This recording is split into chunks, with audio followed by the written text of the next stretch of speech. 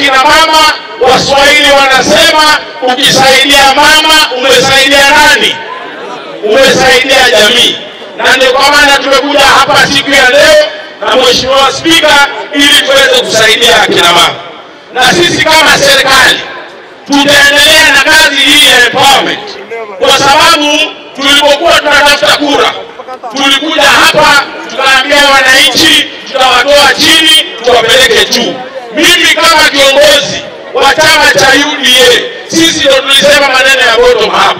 Kwa hivyo wale ambao wanasikia vibaya, sisi tukileta pesa yetu pia wao watafute pesa yao wapelekee watu, kwa sababu wao walikuwa katika uongozini wakachukua pesa yao wakaenda kwa mahoteli wakanunua mahoteli, walienda wakachukua pesa yao wakaenda kukula starehe, wakachukua pesa yao wakapeleka mabibi zao kule nje kula sherehe. Sisi pesa yetu waache tuletee wananchi hapa, na hakuna mtu atanizuia mimi kama mbunge wa Kitutu cha Chenog kuleta pesa yangu nisaidia kina mama. Nyinyi vile mnajua, na sitaki wananchi wasahau, hii serikali tulipoichukua ilikuwa na shida nyingi sana. Tulikuwa na shida ya mabarabara, na kwa kweli tumetatua hiyo shida ya barabara. Ndio kwa maana hii barabara inaanza Makara, inaenda Keneni, inaenda Chakwombe mpaka Betamaiwa. Hiyo barabara inaendelea. Kenya hii tulikuwa na shida mengi kuhusu bei ya fertilizer. Tukapunguza bei ya mbolea kutoka shilingi 7,500 mpaka 2,500. Ndio kwa maana saa hii tuko na chakula kingi. Na saa hii Kenya hii ile aibu ya njaa imepotea kabisa.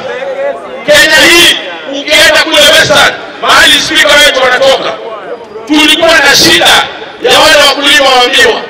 Kenya hii we used to import a lot of sugar.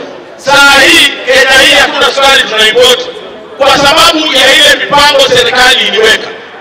Watu walikuwa wanatuambia kuhusu SHA. Saa hizi ukiangalia SHA inafanya kazi.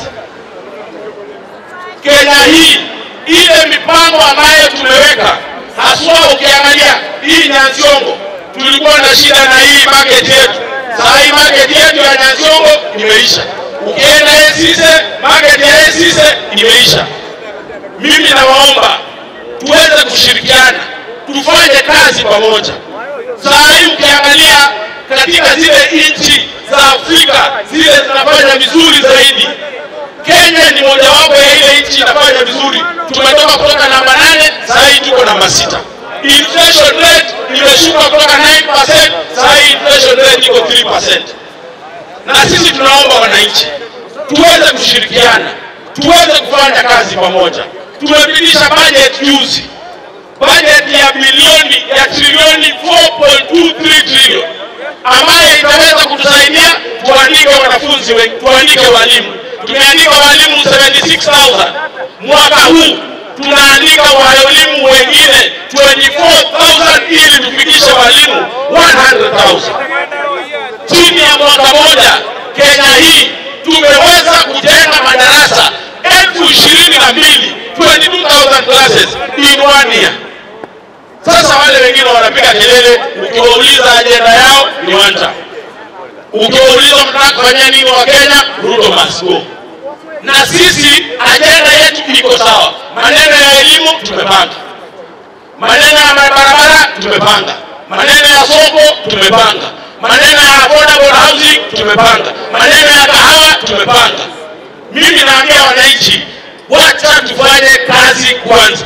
Hii siasa ya 2027 ikifika hiyo wakati tutakuja shani, tuingie barabarani, tuoneshane na yule mtu ya Kotikongo. Unajua yule mtu wa Kotikongo? Mtu ya maneno machafu, yule mtu wa mdomo chafu, yule mtu ya sura mbaya. Hata mimi nashangaa bibi yake alikuwa analala na yule naibu wa rais namna gani. Yule mtu wako na sura mbaya sana. Na mimi nataka kuambia wanawake nyinyi pia mnapitia shida za zingine. Lakini sisi tunashirikiana na nyinyi kuhakikisha Kenya yetu imeweza kusonga mbele. Ndio? So mimi sitaki kusema mengi. Mimi tutahakikisha tumeshirikiana na nyinyi na tumehakikisha tumesonga mbele.